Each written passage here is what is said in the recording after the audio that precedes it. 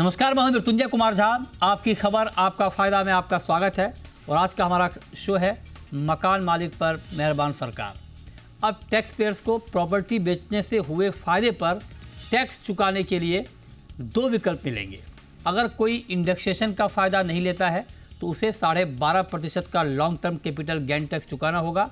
वहीं इंडेक्सेशन का फ़ायदा लेने पर उसे 20% टैक्स देना होगा। और ये जो दोनों विकल्प मिले हैं वो 23 जुलाई 2024 से पहले के मकान खरीदने पर या प्रॉपर्टी खरीदने पर मिले हैं।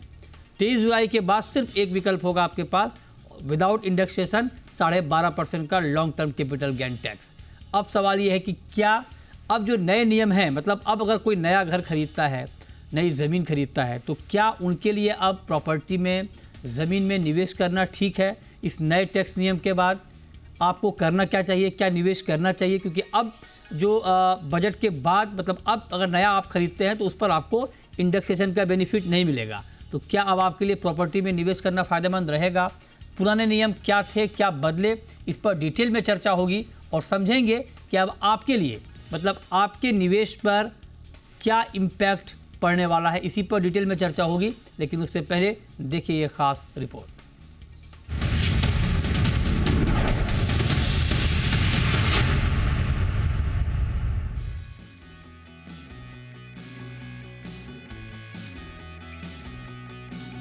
प्रॉपर्टी निवेशकों के लिए ये एक अच्छी खबर है।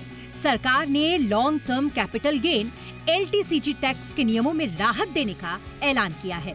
दरअसल 23 जुलाई को सरकार ने आम बजट में LTCG टैक्स के नियमों में बदलाव किया था और इसे 20% से घटाकर 12.5% कर दिया गया था।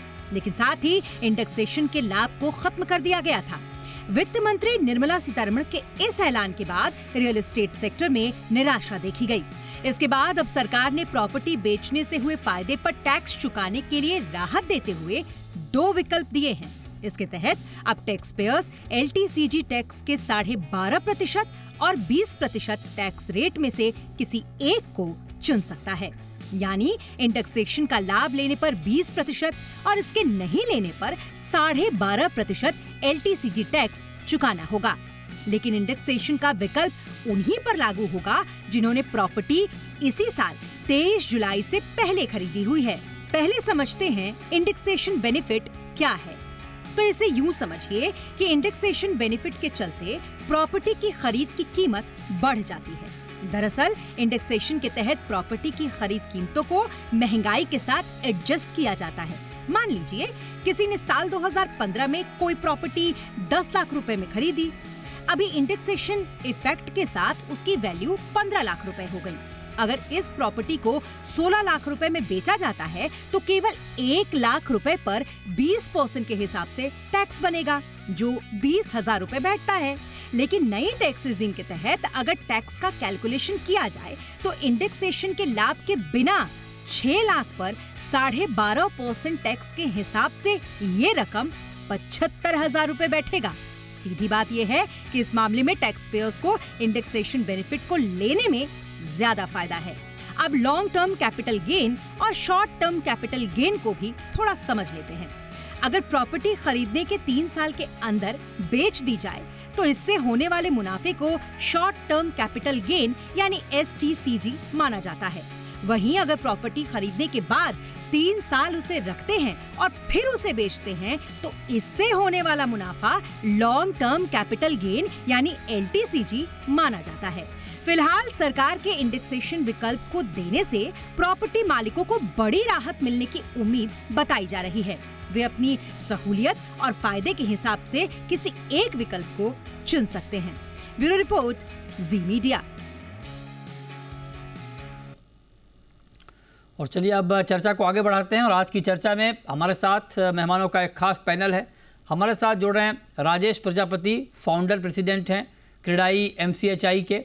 हमारे साथ हैं विजय मंत्री, को फाउंडर JRL मनी के। और साथ ही हमारे साथ हैं विमल नादर, सीनियर डायरेक्टर कोलैट्स इंडिया के। आप तीनों का बहुत बहुत स्वागत है। और मेरा सबसे पहला सवाल आपसे होगा विमल जी, आप जरा हमें ये बताइए कि चूँकि एक बड़ा बदलाव है और जब बजट में इसका ऐलान हुआ तो उसके बाद इसकी डिमांड बहुत तेज़ी से हो रही थी। अब जरा ये बताइए कि कितनी बड़ी राहत है जो 23 जुलाई 2024 से पहले जिन्होंने प्रॉपर्टी खरीदी है, घर खरीदा है, ज़मीन खरीदी है, उनके लिए कितना बदला है ये नियम, क्या राहत है, ये जरा समझाइए।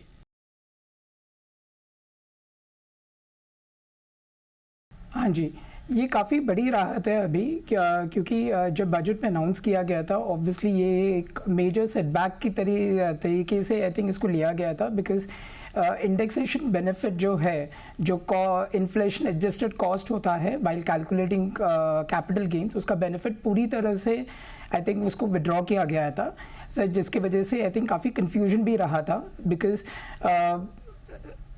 एक पॉइंट होता है जिसके बाद आई थिंक इंडेक्सेशन बेनिफिट ज़्यादा बेनिफिशियल होता है, और कुछ पॉइंट के बाद इंडेक्सेशन बेनिफिट शायद यूजफुल नहीं होगा। So there was a lot of confusion around it.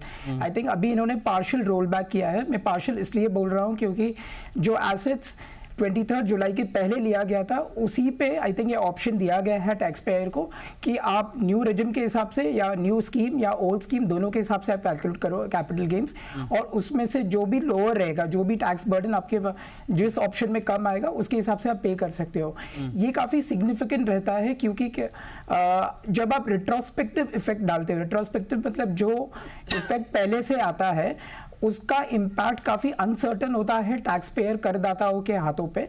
इसकी वजह से आई थिंक उसका सेंटिमेंट एज वेल एज उनके कैलकुलेशंस जो रहते हैं वो काफ़ी तितर बितर होता है, क्योंकि जब कोई एसेट खरीदता है there is a significant amount of tax planning इंसान करता है, एज वेल एज काफ़ी हद तक लॉन्ग टर्म इन्वेस्टमेंट होता है। तो अभी अगर हम 2001 से भी कंसिडर करेंगे तो over a period of 23 years जब भी जिसने भी एसेट लिया होगा उसकी कैलकुलेशंस काफ़ी हिलने की गुंजाइश रहती है, जिसकी वजह से आई थिंक उस पर नेगेटिव एडवर्स इम्पैक्ट हुआ गया था after the budget. To that extent मैं हाँ जी जी ठीक है, वो तो बिल्कुल ठीक है। तो जो दर्शक हमें इस वक्त देख रहे हैं उनके लिए मतलब आसान भाषा में अगर आप समझें तो ये जो बदलाव हुआ है फाइनेंस बिल में वो ये है कि 23 जुलाई 2024 जिस दिन बजट का ऐलान हुआ और उसमें जब ये कहा गया कि भाई जो इंडेक्सेशन का बेनिफिट है वो ख़त्म कर दिया गया है और LTCG 20% से घटाकर 12.5% कर दिया गया है, तो उस वक्त ये कन्फ्यूज़न था कि बहुत सारे लोग ये कह रहे थे कि इंडेक्सेशन बेनिफिट हटाने से उन्हें नुकसान हो जाएगा क्योंकि इसका उन्हें बड़ा फ़ायदा हो रहा था। बेशक 20% से घट के LTCG 12.5% हो गया हो, लेकिन उनको फिर भी नुकसान होगा क्योंकि इंडेक्सेशन बेनिफिट नहीं है। अब उनके लिए दोनों विकल्प हैं, मतलब आप ये खुद तय करें अपनी प्रॉपर्टी के हिसाब से आपका कितना रिटर्न हुआ है, आप कैलकुलेट करें कि क्या आपको 12.5% LTCG देना है या आप 20% दें और प्लस इंडेक्सेशन का बेनिफिट लें। तो जिसमें आपको फ़ायदा हो आपके लिए दोनों विकल्प खुला है, लेकिन ये विकल्प आपके पास सिर्फ 23 जुलाई 2024 से पहले खरीदे गए प्रॉपर्टी पर है। 23 जुलाई 2024 के बाद आपके पास सिर्फ एक विकल्प होगा और वो विकल्प होगा 12.5% LTCG का। ये बात आप बिल्कुल समझ लें, ये राहत आपको 23 जुलाई 2024 से पहले खरीदी गई प्रॉपर्टी पर मिला है। अब जरा राजेश जी आप बताएं सर, अगर कुछ कैलकुलेशन करके आप बता पाएँ कि मान लीजिए एग्जांपल के तौर पे मैं आपसे पूछता हूं कि मुंबई में मान लीजिए किसी ने 2001-2002 में मकान खरीदा हो, तो उनके लिए कौन सा ऑप्शन चुनना बेहतर होगा प्रॉपर्टी एप्रिसिएशन को देखते हुए, इन्फ्लेशन के नंबर को देखते हुए? नहीं देखिए, ज़्यादातर जो इसमें 2-3 इश्यूज हैं। एक तो उसमें जो गैप है वो कितना है, जो 2001 में प्रॉपर्टी खरीदा है और ये 2024 में हम लोग बैठे हैं, तो इस प्रॉपर्टी में एक्चुअली एप्रिसिएशन कितना हुआ है और इंडेक्सेशन बेनिफिट उसको कितना मिलने वाला था। हर एक सिचुएशन एक अलग सिचुएशन होता है और इसमें एक रैंडमली हम लोग ऐसा बोलना थोड़ा सा मुश्किल है कि 2001 में खरीदा है तो ज्यादा फायदा होगा या 2000 तो उसको 12.5% भर के फायदा मिलेगा, या वो 2006 में खरीदा है तो इंडेक्सेशन में ज्यादा फायदा होगा। लेकिन एक चीज अच्छी है कि गवर्नमेंट ने, ऑनरेबल फाइनेंस मिनिस्टर और वो पूरे मिनिस्ट्री ने एक इंडस्ट्री की आवाज सुनी और हम लोग काफी खुश हैं कि इसमें लोगों को एक चॉइस मिला है। चॉइस मिलने से जो बेनिफिट है वो ये है कि आप इवन लैंड ओनर्स को आज बेनिफिट है। देखिए बहुत सारे ऐसे लैंड ओनर्स थे जिन्होंने प्लानिंग किया था टैक्सेशन का जिन्होंने हिस्टोरिकल वैल्यू रख पकड़ा था अपने प्रोजेक्ट का, और उस लैंड का आज जो टैक्स आ रहा है, आया था 20% के हिसाब से, वो वो उन लोगों ने इंडेक्सेशन के को मद्देनजर रखते हुए किया था।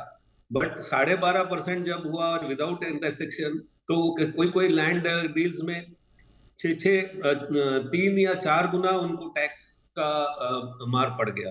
तो अभी एटलीस्ट जो लोग पहले से ये इस बिजनेस डील कर रहे थे, या जो टैक्सेशन का जिन्होंने प्लानिंग करके ये किया था, तो उसमें क्या होता है कि जैसे कि किसी ने अपना लैंड का कोई एक वैल्यू पकड़ा और उस पे उसने कोई जॉइंट वेंचर पार्टनर लिया, तो भी वो वैल्यू उसका तुरंत चेंज हो गया था तो इस नए स्ट्रक्चर के हिसाब से। अच्छा। तो अभी ये बहुत बड़ा रिलीफ मिला है। इसमें बहुत सारे जो लैंड डील्स हुए थे, या जो जॉइंट वेंचर के डील्स हुए थे, जो प्रोजेक्ट बहुत सारे प्रोजेक्ट्स जो प्लान किए थे वो ठप होने की कगार पे थे, मगर अभी इस राहत की वजह से प्रोजेक्ट्स अभी निकल जाएंगे। और ठीक है। फ्यूचर के लिए तो ठीक है, ये एक प्रकार से रेट्रोस्पेक्टिव टैक्स जैसा हो गया था कि हाँ, हमने सोचा था कुछ और ठीक बात। सडनली रूल्स चेंज हो गई हैं और हम लोगों को बहुत ज्यादा टैक्स पड़ गया। राइट। तो आज ये इस समय बताना और एकदम से बताना कि 2001 में खरीदा है तो ज्यादा बेनिफिट मिलेगा। हाँ, ठीक बात है, ठीक बात है। वो तो बिल्कुल पर्सन टू पर्सन भी डिपेंड करेगा कि भाई किसने किस रेट पे खरीदा, किस लोकेशन में खरीदा, उनका प्राइस एप्रिसिएशन क्या है, ये इंडिविजुअल पे डिपेंड करेगा। खैर ठीक है, लेकिन अब विजय मंत्री जी आपकी बारी है सर। आप जरा बताइए हमारे दर्शकों को, ये तो हम पुरानी व्यवस्था की बात कर रहे थे, लेकिन अब नई व्यवस्था में तो ये है कि आपको एक ही विकल्प मिलेगा और वो है 12.5% LTCG का। तो अब जरा बताइए सर कि नई व्यवस्था में क्या प्रॉपर्टी में इन्वेस्टमेंट करना उतना फायदेमंद होगा जो पुरानी व्यवस्था में है? टैक्सेशन तो सेकेंडरी पार्ट होता है। टैक्स तब लगता है जब गेन आपका बड़ा होता है। और मुझे लगता नहीं कि रियल एस्टेट में जो आने वाले टाइम के अंदर, मुझे लगता है एक्चुअल यूजर ज्यादा इस्तेमाल करेंगे, और जो भी रियल एस्टेट के अंदर काम करता है उनकी भी इच्छा रहती है कि यूजर ज्यादा हो ताकि वो लॉन्ग टर्म तक प्रॉपर्टी होल्ड करे, और जब मजबूरी आए तभी बेचे। तो ये पॉइंट है। दूसरा पॉइंट मैं आपको बताना चाहता हूँ कि सरकार ये इंडेक्सेशन वाला क्यों खत्म की। क्योंकि कोर्ट काफी लोग 98% रिटर्न स्क्रूटनी में नहीं जाते, खाली 2% रिटर्न स्क्रूटनी में जाते थे। तो जो लोग प्रॉपर्टी बेचते थे वो कुछ भी अपना कॉस्ट डाल के दे देते थे, क्योंकि कंसिडरेशन तो इन आपके बैंक स्टेटमेंट में आता, तो आप छुपा नहीं सकते। लेकिन जो कॉस्ट है उसके बाद इंडेक्सेशन कुछ भी कॉस्ट ले लेते थे और फिर उसके ऊपर टैक्स देते थे। अच्छा। अभी वो कहानी खत्म हो जाती। 12.5% आने के बाद आपको कॉस्ट माइनस, आप इन्फ्लेशन ले ही नहीं सकते, इंडेक्सेशन ले ही नहीं सकते। That was the biggest reason, because revenue के हिसाब से सरकार को इससे कुछ बहुत बड़ा इम्पैक्ट नहीं होने वाला था। बट वो उनको ये चीज पकड़नी थी। एक तो ये बात। दूसरा, टैक्सेशन होता कैसे, बहुत इंटरेस्टिंग है जानने के लिए कि जो इंडेक्सेशन आता कहां से। ये जो CI इन्फ्लेशन है उसका 75% लिया जाता है कॉस्ट इन्फ्लेशन। तो सपोज किसी साल में इन्फ्लेशन 6% है तो उसका 75%, that is 4.5% is taken as a CIL। अच्छा। तो जैसा आपने सवाल किया कि 2001 में किसी ने प्रॉपर्टी ली है, तो उस प्रॉपर्टी का 2001 में जो प्राइस था वो, उसके बाद हर साल का CI लेके उस प्रॉपर्टी का प्राइस को इन्फ्लेट किया जाता है इंडेक्सेशन के नंबर से, और उसके बाद आज उसका सेल कंसिडरेशन है। अच्छा। उसके बाद जो कैपिटल गेन आता था उसके ऊपर 20% टैक्स देना है। या जो आपने 2001 या 2002 में जो भी प्रॉपर्टी खरीदी और आज बेच रहे हो उसके ऊपर 10% देना था। ये दो आपके पास ऑप्शन रहते थे। उसको सरकार ने सिंप्लीफाई करने की कोशिश की, और मुझे लगता है आने वाले पीरियड में जो आम इन्वेस्टर है वो ये देखेगा कि गेन होगा कि नहीं होगा। रिटर्न सेकेंडरी पार्ट है। और ये बहुत अच्छा स्टेप लिया सरकार ने कि एटलीस्ट ये बोला कि जो आपने पुरानी प्रॉपर्टी खरीदी है उसके ऊपर आपको स्ट्रेस लेने की जरूरत नहीं है। और इसमें सिंपल लॉजिक है कि अगर 10-12%, 14%, 15% तक अगर रिटर्न रहा प्रॉपर्टी का, तो सारी प्रॉपर्टी का, मोस्ट ऑफ द प्रॉपर्टी का है, पुराना सिस्टम फायदे में रहेगा। और 15% के ऊपर आपका CAGR है तो नया टैक्स आपके फायदे में रहेगा, 12.5% वाला। तो मतलब सर मैं मंत्री जी आपसे ही जानना चाह रहा हूँ कि इससे प्रॉपर्टी मार्केट को अब बूस्ट मिलेगा या थोड़ा डिस्करेजमेंट होगा? नहीं, मुझे लगता नहीं इसका कुछ खास सिग्निफिकेंट इम्पैक्ट आने वाला है प्रॉपर्टी। अगर आप प्रॉपर्टी मार्केट को बूम चाहिए तो सबसे पहले स्टैम्प ड्यूटी पे कुछ करना चाहिए सरकार। अच्छा, ठीक कह रहे हैं, अगर बूम चाहिए तो कुछ और करना चाहिए। चलिए, ये तो बात हो गई कि भाई कंज्यूमर जो जो एक्चुअल यूज़र हैं उनके ऊपर क्या इम्पैक्ट होगा, जो इन्वेस्टमेंट के लिए ले रहे हैं उनके ऊपर क्या इम्पैक्ट होगा। लेकिन अब सवाल यह है कि इंडस्ट्री के ऊपर इस फैसले का क्या इम्पैक्ट होगा। आप जरा बताइए विमल नादर जी, आपके हिसाब से अब नई व्यवस्था में, पुरानी व्यवस्था तो ठीक है क्योंकि वहाँ पर तो जिसने प्रॉपर्टी ले ली है अब तो वो ले ली है, उनके लिए तो कोई नया मार्केट है नहीं। अब उनको अपने हिसाब से कैलकुलेट करना है कि किस व्यवस्था के तहत टैक्स भरना है। लेकिन नई व्यवस्था में अब चूंकि एक ही विकल्प होगा 23 जुलाई 2024 के बाद, क्या ये रियल एस्टेट सेक्टर के लिए बूस्ट है या थोड़ा इससे निराशा हाथ लगेगी? जी, मेरे ख्याल से ये जो रोलबैक हुआ है डेफिनेटली पॉजिटिव है। पास्ट के लिए तो डेफिनेटली पॉजिटिव है, फ्यूचर के लिए मेरे हिसाब से ज़्यादा नेगेटिव इम्पैक्ट मुझे नहीं दिख रहा है। Main reason being I think prospectively ये इम्पैक्ट इम्प्लीमेंट होने वाला है। मतलब अभी के बाद 23 जुलाई के बाद जो एक्विजिशन होगा वो सब में सिंपल टैक्सेशन रेट है 12.5% विदाउट इंडेक्सेशन। सो जब भी कोई भी एसेट खरीदेगा, वो डेवलपर हो जो लैंड खरीदते हैं या फिर होम बायर या फिर टैक्स पेयर होगा जो घर खरीदेगा, वो ऑलरेडी अपना टैक्स प्लानिंग कर चुका होगा कि या फिर मेरे पास जब भी गेन होगा मुझे टैक्स कितना पे करना होगा। क्योंकि जब भी एज ए नहीं, ये जवाब नहीं सर, नहीं सर नादर साहब, मैं ये नहीं पूछ रहा हूँ ये करना तो सबको है। मैं तो ये सिर्फ पूछ रहा हूँ कि अगर मान लीजिए, देखिए बाकी एप्रिसिएशन तो ठीक है अपनी जगह, रियल एस्टेट का कोई भी जब घर खरीदता है तो तमाम वो रिसर्च करता है कि आगे क्या प्रॉपर्टी के रेट रहने वाले हैं, क्या आउटलुक है, वो सारी चीज़ें अपनी जगह हैं। लेकिन अगर कोई टैक्स को ध्यान में रख के कि भाई टैक्स भी एक बड़ा कंपोनेंट है, उसको ध्यान में रखते हुए तो क्या वो उत्साहित होगा घर खरीदने के लिए या वो डिस्करेज होगा? मैं ये जानना चाह रहा हूँ आपसे। नहीं, मुझे नहीं लग रहा है डिस्करेज नहीं होगा करके। कारण ये है कि यही मैं कहने की कोशिश कर रहा था। Overall from a tax perspective भी अगर देखेंगे, अभी भी अगर देखेंगे ओवरऑल टैक्सेशन रेजिम के बारे में भी अभी भी दोनों पैरेलल चल रहा है, old as well as new. तो उसमें भी कंपैरिजन हम कभी भी कर सकते हैं कि किसमें फायदा हो रहा है किसमें नहीं हो रहा है। Over a period of time taxation rule simplify होके काफी हद तक न्यू टैक्स रिजिम में इंप्लीमेंट होने ही वाला है। उसी प्रकार रियल एस्टेट इज अ सब पार्ट टू इट, जिसमें भी वो लोग सिंप्लीफिकेशन करने की कोशिश कर रहे हैं। तो जब भी कोई भी यूजर या इन्वेस्टर घर खरीदेगा या फिर लैंड खरीदेगा, उसको पता होगा कि मुझे टैक्स इतना ही पे करना है। सो गुंजाइश ही नहीं है कि कंपेयर करना है कि नहीं करना है करके। अभी हम लोग पास्ट के बारे में इसलिए बात कर रहे हैं बिकॉज वो पास्ट हो चुका था और उनको ये विजिबिलिटी नहीं था कि इतना टैक्सेशन आएगा, तो इसीलिए इसका इम्पैक्ट इतना एडवर्स हुआ है। अब ये फ्यूचरिस्टिक है, फ्यूचर में जब इंसान करेगा उसको पता रहेगा मुझे इतना टैक्सेशन है, और हम उसी दिशा में जा रहे हैं कि ये ओवरऑल न्यू टैक्स रिजिम होने वाला है, ओवरऑल सिंप्लीफिकेशन हो रहा है, overall long term capital gains का जो ट्रीटमेंट है अक्रॉस एसेट्स, शेयर्स हो या फिर लैंड एंड बिल्डिंग हो, सब में एक प्रकार का हो रहा है। तो ये पैरिटी की वजह से मुझे लग रहा है कि डिस्करेज नहीं होने वाला है। ये एक नया दौर है, उसके हिसाब से आई थिंक आप सेल्स की बात करो, लैंड की बात करो, आई थिंक वो चलता रहेगा। ओके, ठीक है।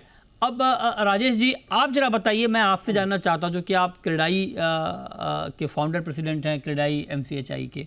आप जरा बताइए कि आपके हिसाब से ये रियल एस्टेट, पूरे रियल एस्टेट सेक्टर के लिए पुरानी व्यवस्था तो ठीक है, वो अपने हिसाब से चल रही है, जो नई राहत दी गई है, लेकिन अभी जो नया टैक्स रिजीम शुरू हो रहा है इस इंडस्ट्री के लिए, वो पॉजिटिव है नेगेटिव है?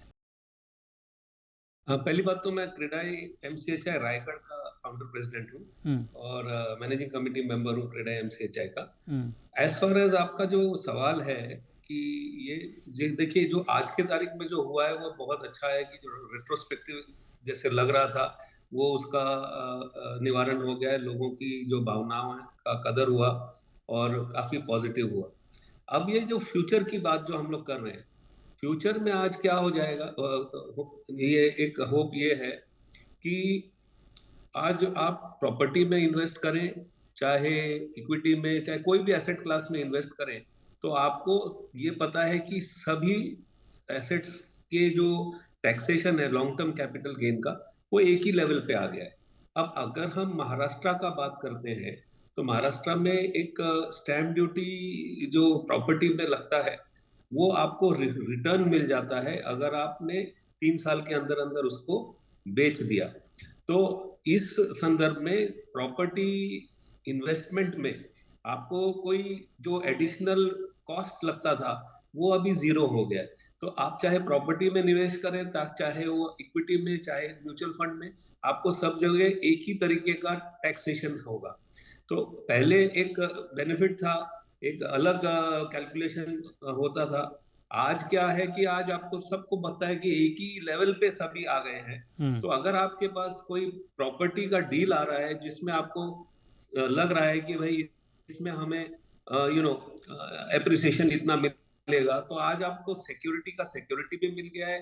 क्योंकि पहले वो सिक्योरिटी का भी इश्यूज था, महारेरा और रेरा आने से सिक्योरिटी भी काफी बड़ी थी। आज स्टैंप ड्यूटी भर के अगर आपने कोई प्रॉपर्टी खरीद लिया तो बहुत अच्छी सिक्योरिटी आपकी हो जाती है। और अगर आपने 3 साल के अंदर बेच दिया, कई बार डेवलपर्स मिनिमम गारंटी भी दे देते हैं कि भाई हम इतना तो आपको राइज होगा, इसका हम गारंटी देते हैं कि भाई आपने 16,000 रुपए में आपने खरीदा है कोई प्रॉपर्टी, तो आपको कम से कम 20,000 का रेट 2.5 साल में, 2 साल के बाद में मिल जाएगा।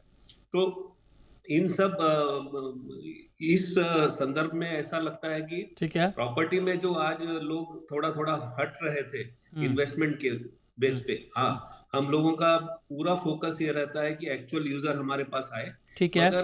अगर इन्वेस्टर भी आता है तो हम वी आर नॉट डिस्करेजिंग। हम लोगों को तो अच्छा ही है कि भाई इन्वेस्टर्स भी आए हमारे यहाँ।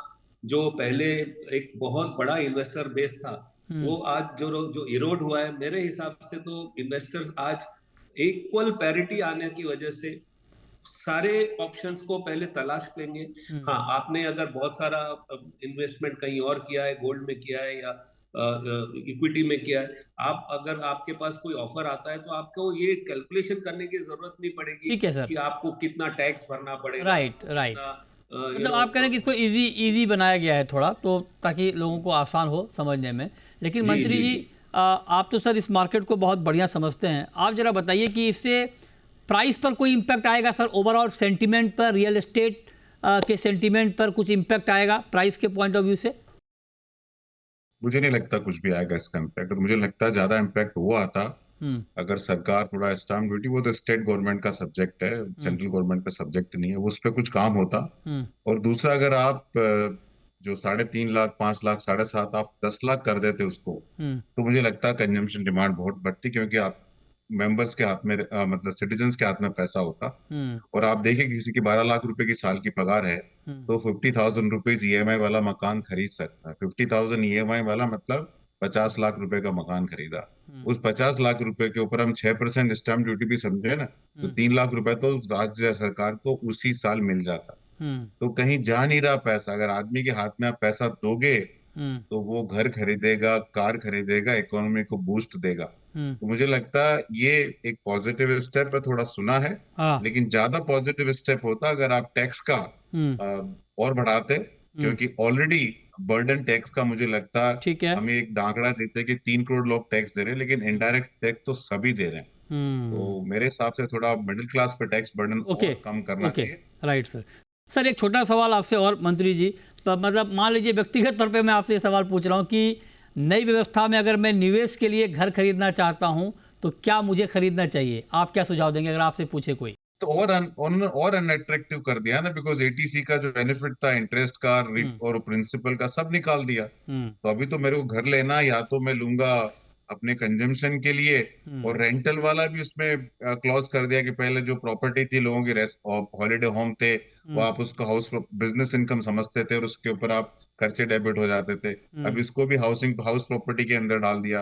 और मैं आपको आंकड़ा देता हूँ, पिछले साल टोटल इनकम टैक्स रिटर्न में जो इनकम टैक्स लोगों ने डिक्लेयर किया इनकम, वो 80 लाख करोड़ थी। उसमें 8,16,000 करोड़ रुपया लॉन्ग टर्म कैपिटल गेन था, और इनकम फ्रॉम हाउस प्रॉपर्टी वो खाली 86,000 करोड़ था। तो रेंटल मार्केट इंडिया में डेवलप ही नहीं हुआ है। ओके, अच्छा, ठीक बात है। बहुत शुक्रिया विजय मंत्री जी आपका, शुक्रिया राजेश प्रजापति जी आपका भी, और शुक्रिया विमल नादर जी आपका भी हमारे साथ आज की इस खास चर्चा में जुड़ने के लिए और बताने के लिए कि ये जो बदलाव हुआ है उसका क्या इम्पैक्ट ओवरऑल होगा। तो फिलहाल इस शो में इतना ही, छोटा सा ब्रेक के बाद भी खबरें जारी हैं। नमस्कार।